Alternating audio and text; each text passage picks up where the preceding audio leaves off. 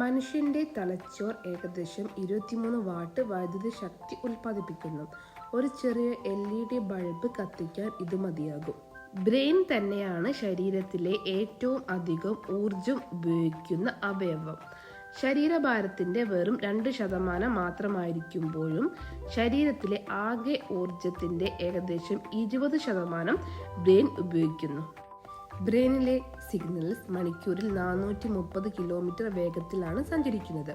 ഇത് ഫോർമുല 1 കാറിന്റെ വേഗത്തേക്കാൾ കൂടുതലാണ്. ഹ്യൂമൻ ബ്രെയിൻസ് ഒരു സെക്കൻഡിൽ ഏകദേശം 120 മീറ്റർ വേഗത്തിൽ ഇൻഫർമേഷൻസ് കൈമാറുന്നു.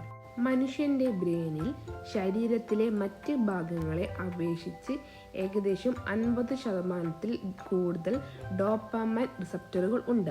ഇത് നമുക്ക് decision making, learning and emotional റെസ്പോൺസിനൊക്കെ പ്രധാന പങ്ക് വഹിക്കുന്നു. മനുഷ്യന്റെ ബ്രെയിനിന്റെ മെമ്മറി ശേഷി ഏകദേശം 2.5 പെറ്റാബൈറ്റ്സ് ആണ്. അതായത് ലക്ഷക്കണക്കിന് GB ഡാറ്റ നമുക്ക് ബ്രെയിനിൽ സംഭരിക്കാൻ പറ്റുന്നതാണ്.